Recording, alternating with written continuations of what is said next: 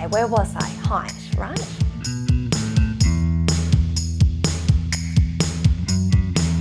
Were children disadvantaged because of their convict parents? As the descendant of a convict, I would like to know that too. But this part gets a little bit complicated for me. We took height data from colonial police discharge records and linked these to colonial birth records to find out who was born in the colony. This was our sample.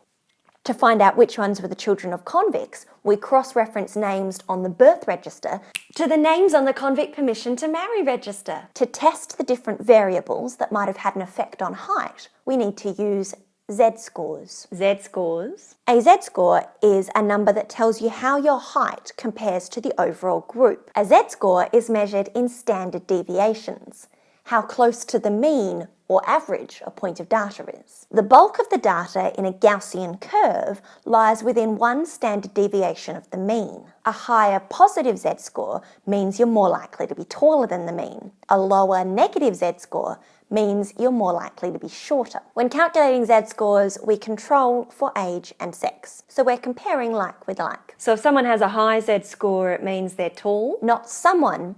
A group of people who share a particular variable. They might not all be tall, but on average, people who share that variable, if it has a higher Z-score, are likely to be taller than the mean. I'm still confused. Let's start with an easy one. Where you're born. So children born in rural areas had higher Z-scores and so were likely to be taller? Taller than average? Yes. And if you're taller as a group, it means you likely had more advantageous childhood conditions. So in this context, country mouse is healthier than city mouse. Correct. Could have told you that. Let's look at what their father did for a living. Children of miners? Short. Sanitation and nutrition weren't great in those mining camps. Children of fishermen? Short. It's all so seasonal. No fish, no food. Now for the big reveal you've all been waiting for. Were the children of convicts likely to be shorter and therefore at a disadvantage compared to the children of free settlers? No. No? No. Convicts did many things after sentence, and the children of convicts could have also been the children of miners or fishermen or labourers. But if we single them out as a variable of their own, looking at whether having a convict parent significantly affected your height, the children of convicts had higher Z-scores. They were more likely to be taller than average, especially if they had a convict mother, especially if that convict mother could read and write.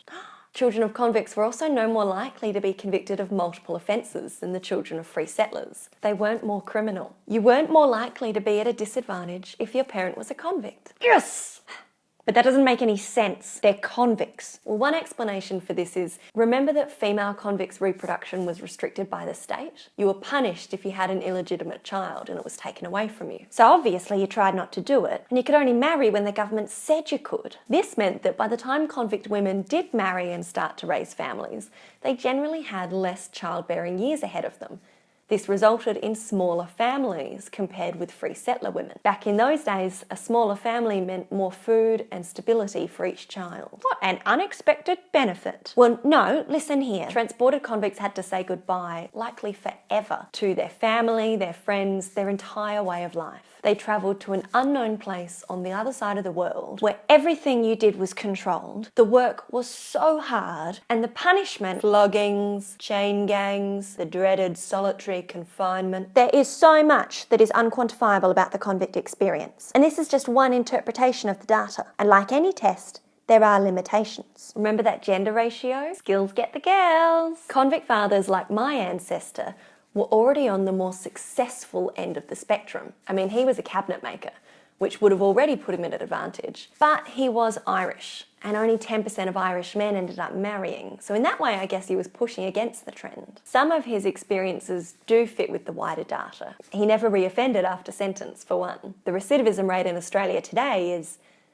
whoa. Maybe if some of the less marriageable male convicts also had children, then their children wouldn't have grown up in such advantageous conditions. Bad blood will out. No, this research dispels some of those assumptions, that bad parents make bad kids, and that cycles of disadvantage and offending can't be broken. They can. If a penal system is geared towards work and employability after sentence, if mothers and children are given education opportunities, and if a child grows up in stability with fresh food and clean water, then the slate can be wiped clean. Here. These things might be out of an individual's control, but they can be changed on a systemic level. Healthcare, education, employment, and these things have a massive effect on individual outcomes. I think my dinner's ready. Is it all right if I... No, you go. We'll hold down the fort. There's a fort? I've loved this. Let's do more research soon. Bye. Bye. Actually, that really suits you. Oh, thanks.